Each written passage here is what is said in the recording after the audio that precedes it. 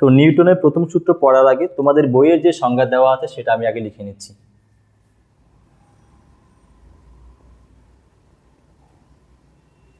তো তোমাদের বইয়ের সংজ্ঞাটা হচ্ছে, যদি কোনো বস্তুর উপর বল প্রয়োগ করা না হয় তাহলে বস্তু স্থির থাকলে সবসময় স্থির থাকবে, আর যদি গতিশীল থাকে তাহলে সবসময় বস্তু সরল রেখা বরাবর গতিশীল থাকবে। তো তোমাদের বইয়ে যে সংজ্ঞাটা দেওয়া আছে সেটা সম্পূর্ণরূপে ভুল। যদি তোমরা এই সংজ্ঞাটা আসলে সঠিক প্রমাণ করতে চাও তাহলে তোমাদের পৃথিবীতে এই সংজ্ঞাটা প্রয়োগ না করে তোমাদের প্রয়োগ করতে হবে মহাশূন্যে। অর্থাৎ এই সংজ্ঞা যেটা দেওয়া আছে সেটা সত্যতা তুমি যদি যাচাই করতে চাও তোমাকে মহাশূন্যে গিয়ে তারপর যাচাই করতে হবে। তো কেন মহাশূন্যে গিয়ে তোমাকে যাচাই করতে হবে আর পৃথিবীতে কেন এটা রং, আমরা এখন এটা দেখবো। তো আমি চাই না যে তোমরা এত তাড়াতাড়ি মহাশূন্যে যাও, এখনো তো তোমরা বিয়ে টিয়ে করো নাই, তোমরা আগে পড়ালেখা শেষ করবে, তারপর বিয়ে করবে, তারপর তোমরা মহাশূন্যে যাবে। এত তাড়াতাড়ি মহাশূন্যে যাওয়ার প্রয়োজন নেই।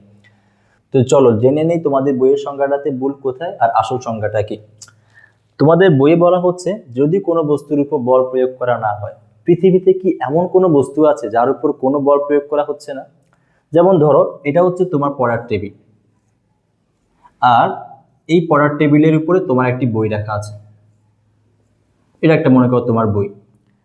এখন এই পড়ার টেবিলটা তো পৃথিবীর উপরে না, এটা হচ্ছে আর্থ। তো আমরা একটা বল, এক প্রকার বল জানি, মৌলিক বল, যেটা হচ্ছে মহাকর্ষ বল। মহাকর্ষ বল কি? এই মহাবিশ্বের যে কোনো দুটি বস্তুর মাঝে অবশ্যই কি থাকবে? একটা আকর্ষণ বল থাকবে। তো এই পৃথিবী এই বস্তুটাকে কোন দিকে টান দিবে? তোমার যে বই দেওয়া আছে সেই বইটাকে কোন দিকে টান দিবে? নিজের দিকে। তো যেই বলে টানবে সেটাকে আমরা কি বলি? এফজি বল বা গ্র্যাভিটেশনাল ফোর্স। তাহলে পৃথিবী এই বইটাকে নিচের দিকে টান দিবে, আর তুমি যে একটা টেবিলের উপর বইটা রেখেছো এই টেবিলটা বইটাকে কোন দিকে বল দিবে? উপরের দিকে, যেটাকে আমরা বলি নর্মাল ফোর্স। কেন নর্মাল ফোর্স বলি? কারণ এটা হচ্ছে তোমার মনে করো পড়ার টেবিল, আর তুমি মনে করো এই বস্তুটা তুমি এই টেবিলের উপর রেখেছো। এখন পৃথিবী, নিচে পৃথিবী আছে, তো নিচে পৃথিবী আছে, তো পৃথিবী তো বস্তুটাকে নিচের দিকে টান দিবে, কিন্তু এই যে তল যেটা, সেই তলটা এই বস্তুটাকে কোন দিকে ধাক্কা দিবে? উপরের দিকে। তো এই লম্বভাবে বস্তুটা, এই তলটা সবসময় লম্বভাবে ফোর্স দিবে, যার কারণে আমরা বলি এটাকে নর্মাল ফোর্স বা লম্ব ফোর্স।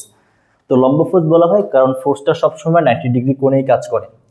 এখন এই বস্তুর উপর কয়টা বল প্রয়োগ হচ্ছে? দুইটা বল। একটা হচ্ছে পৃথিবী নিচের দিকে টান দিচ্ছে, আরেকটা হচ্ছে তুমি যেই টেবিলের উপর রেখেছো সেই টেবিলের তল বস্তুটাকে উপরের দিকে বল দিচ্ছে। তো এখানে দুইটা বল প্রয়োগ হচ্ছে। দুইটা বল প্রয়োগ হওয়া সত্ত্বেও বস্তু স্থির ছিল আগে, এখনো স্থির, 1 সেকেন্ড পরে স্থির, 1 ঘন্টা পরেও স্থির, একদিন পরেও বস্তুটা এখানে স্থির অবস্থায় থাকবে। তো বল প্রয়োগ করার পরেও তো বস্তু এখানে স্থির অবস্থায় আছে না। তো তোমাদের বই বলা হচ্ছে, যদি কোনো বস্তুর উপর বল প্রয়োগ করা না হয় তাহলে পৃথিবীতে কি এমন কোনো বস্তু আছে যার উপর কোনো বল প্রয়োগ হবে না? মিনিমাম তো দুইটা বল প্রয়োগ হবেই না। ধরো তুমি পৃথিবীর তলের মধ্যেই দাঁড়িয়ে আছো, তুমি এখানে দাঁড়িয়ে আছো, তুমি এখানে দাঁড়িয়ে আছো। তো পৃথিবী কি করবে? সবসময় তোমাকে কেন্দ্রের দিকে টান দিবে। তো কেন্দ্রের দিকে টান দিলে তুমি তো কেন্দ্রের দিকে চলে যাওয়ার কথা, কিন্তু তুমি যে পৃথিবীর তলের উপরে আছো এই তলটা কি করবে? তোমাকে উপরের দিকে ধরে রাখবে। তো তোমার উপর কয়টা বল প্রয়োগ হচ্ছে? দুটা বল প্রয়োগ হচ্ছে। তাহলে পৃথিবীতে এমন কোনো বস্তু পাওয়া যাবে না যার উপর কোনো বল প্রয়োগ হচ্ছে না, মিনিমাম তো দুইটা বল প্রয়োগ হবেই। তাহলে এই বস্তুর উপর দুটি বল প্রয়োগ হচ্ছে, কিন্তু দুটি বল প্রয়োগ হলেও দুটি বলের মান সেম, আর দোনটা বিপরীত দিকে। একটা কাজ করো, এখানে আগে এফ নেট বের করে নাও। এখন তো আশা করি তোমরা এফ নেট বের করতে পারো। তাহলে এফ নেট কি হবে? এই দুইটা ফোর্সের যোগফল। যেহেতু একটা ফোর্স উপরের দিকে আরেকটা ফোর্স নিচের দিকে, তো আমরা উপরের দিকটাকে ধরলাম পজিটিভ আর নিচের দিকটাকে ধরলাম নেগেটিভ। তাহলে আমরা কি পাবো?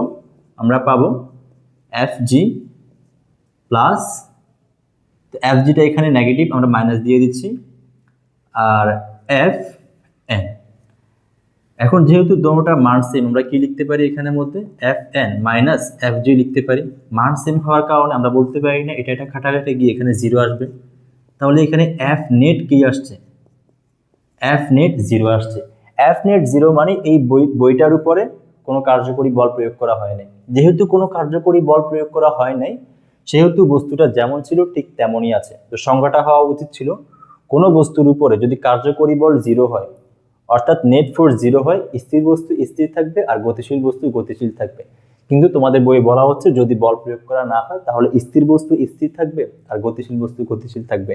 আর এই সংজ্ঞা তখনই সঠিক হতো যদি তুমি স্পেসে বা মহাশূন্যে চলে যেতে। তুমি যদি স্পেসে যাও সেখানে পৃথিবী বলতে কোনো ঝামেলা নাই। তো তুমি মহাশূন্যে যাওয়ার পর তুমি তো এভাবে বাঁচতে থাকবে না, এটা মনে করো তুমি দেখবে এভাবে বাঁচতেছো, কারণ তোমাকে কেউ ফোর্স দিচ্ছে না, তোমাকে কেউ নিচের দিকে টেনে নিচ্ছে না। এখন যদি মনে করো এখানে কেউ থাকতো তোমাকে টানার জন্য, তুমি কোন দিকে চলে যেতে? তুমি ওই দিকে চলে যেতে। যেহেতু স্পেসে আপাতত অনেক দূরে, মানে আশেপাশে তুমি কাউকে পাচ্ছ না, যার ফলে তুমি যেমন আছো ঠিক তেমনই থাকবে। আর এই যে তোমাদের যে বইয়ের সংজ্ঞা, এটা তখনই সত্য হতো যদি মহাশূন্যে যাও, তখন তুমি একটা বস্তু যেমন রেখে দিয়েছো তেমনই থাকবে, কারণ ওর উপরে কোনো বল প্রয়োগ করা হবে না। যেহেতু কোনো বল প্রয়োগ করা হয়নি, তাহলে স্থির বস্তু স্থির থাকবে। আর যদি একে একবার গতিশীল করে দাও, তাহলে সে সারা জীবন চলতে থাকবে। কিন্তু পৃথিবীতে কখনো এই সঙ্গে অ্যাপ্লাই করা সম্ভব না। পৃথিবীতে ন্যূনতম কোনো বস্তুর উপর দুটি বল প্রয়োগ হবে। তো আমাদের বলা উচিত, যদি নেট ফোর্স শূন্য হয়, অর্থাৎ কোনো বস্তুর উপর কার্যকরী বল শূন্য হয়, তাহলে স্থির বস্তু স্থির থাকবে আর গতিশীল বস্তু গতিশীল থাকবে। তা আশা করি তোমরা বুঝতে পেরেছো তোমাদের বইয়ের যে সংজ্ঞা সেটাতে কোথায় ভুল আছে। তো চলো আমরা কিছু প্রবলেম প্র্যাকটিস করি, তারপর নিউটনের প্রথম সূত্র সম্পর্কে তোমাদের আর কোনো কনফিউশন থাকবে না। তো আশা করি নিউটনের প্রথম সূত্র তো বুঝতে পেরেছো। তো নিউটনের প্রথম সূত্র হচ্ছে, যদি কোনো বস্তুর উপর কার্যকরী বল শূন্য হয় বা নেট ফোর্স শূন্য হয়, তাহলে স্থির বস্তু সবসময় স্থির থাকবে আর গতিশীল বস্তু সবসময় একটি সরল রেখা বরাবর গতিশীল থাকবে।